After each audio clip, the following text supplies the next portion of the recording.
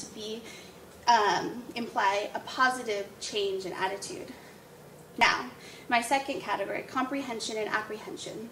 There were several interesting trends that I observed in this category. First, in response to the statement, I usually understand what is going on in science class. Once again, if the program was successful, there would be fewer students disagreeing and more students strongly agreeing to that statement. As you can see, the trend is that more students agree that they usually understand what is going on in their science class. That's positive. And I mean, nearly 70% of the students either agreed or strongly agreed in the post-survey. Now, a second statement in this category was doing science often makes me feel nervous or upset. Now, a successful program should result in an increase of disagreement, more students disagreeing that science makes them upset. After the program, the trend was that fewer students reported feeling nervous or upset. And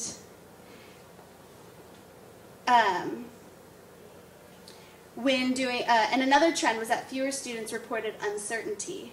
This decreased apprehension is an example of a positive change in attitude. Now, consistent with the previously mentioned results, which indicate positive shifts, to the statement, I enjoy science, over 2/3 of the students reported agreement and strong agreement to that statement in both the pre-survey and the post-survey. And the trend being in the slight increase in those who strongly agree. However, despite these positive trends, there was no change in students reporting to be good at science. So the graph right next to it, there's my as you can see, an overwhelming majority of the students were unsure of where they stood at science and their performance level. Although this is unfortunate, this finding provides a great deal of insight on where the program needs improvement. The program teachers need to develop more ways to give feedback on student work, and in order for students to gauge where they stand on performance and their skills. It is possible that if the students perceive themselves to be good and better at science, they might overall have a more positive attitude towards science. So the last category is that of scientists. And the following two statements resulted in student responses that I did not anticipate whatsoever. First being, working as a scientist sounds pretty lonely to me. So a successful program should result in more disagreement to the statement and less agreement to the to students thinking that science work sounds lonely. However, this was not the case, as you can see. After the program, the trend was that more students reported strong agreement working as a scientist sounding pretty lonely. This was, however, only a 7.7% jump to 19.1%. A tiny percentage, but still important to analyze. Now, the next statement, studying hard in science is not cool to do. And once again, a successful program should have resulted in more disagreement. However, the trend was of more students unsure about whether or not it was a cool thing to do, and more students reporting strong agreement. So a slight jump from 2.6 to 2.10. Of course, in both of these statements, there was no majority response, and the interesting trends only consisted of a small percentage of the student responses. However, these trends are important to take note of and consider when evaluating the program.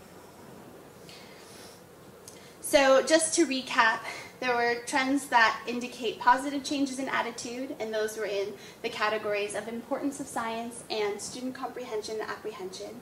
There was the shocking negative trends about careers in science and studying hard in science, as well as high degrees of uncertainty in being good at science. Overall, the trends that I have discussed with you all today imply that 4 weeks of inquiry-based instruction does influence some sort of change in attitude.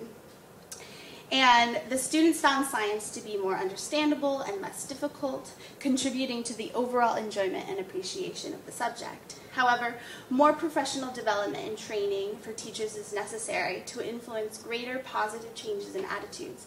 The instructors of the Science Garden program, the Garden Science program, were UCSC interns from the Environmental Studies Department with different levels of previous experience in teaching and pedagogy. At most, the structure of the program allowed for 2 weeks of group training, which did its best in the time allowed, as well as 4 weeks in which the intern was able to observe a more experienced instructor. But at the same time, they were all UCSC students. But research, a lot of research has noted that there is a need of a minimum of 80 hours of professional development in order to produce significant change in students' attitudes and performance. So I suggest the recruitment of interns and instructors coming from environmental education classes or having experienced courses in environmental interpretation. Other than the limitations of the program, there were also limitations of the study. So first, there was a small sample size of less than 50 students that made it difficult to produce statistically significant results. Second, the survey, which was a modification of the larger SWEPT study, contained some language and vocabulary that were too complicated for 3rd through 5th grade students, such as social skills. I realized that 3rd graders don't really understand what social skills are. So in regards to future research, I can suggest several topics. Research should focus on the program's influence on other grade levels, the influence of a longer program, so longer than 4 weeks, as well as the influence of a program on English language learners. Considering this school is predominantly Latino and with varying degree of English proficiency, I think that is very fascinating and could kind of give an alternative to all the funding going to reading programs if they identify that the science program does influence language acquisition. So overall, I hope this research inspires more teachers and practitioners to adopt inquiry-based scientific instruction, as well as help bring more funding to the program to allow for future existence. And that concludes my presentation, but I must acknowledge everyone who has been involved in this journey with me and made it all possible. So the EOP staff and the FMP cohort, and my mentor, Professor Gilbert, the awesome FMP instructors, Robin King and Angelica Lopez, the Pajaro Valley Unified School District staff and students, the program in community and agroecology, which has been a source of inspiration for over 4 years now for me, and introduced me to this field and connected me with the elementary school in the first place.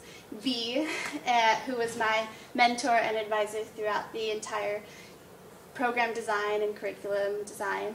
And last but not least, the amazing garden science program instructors who are amazing educators and need to continue with it in the future. Thank you.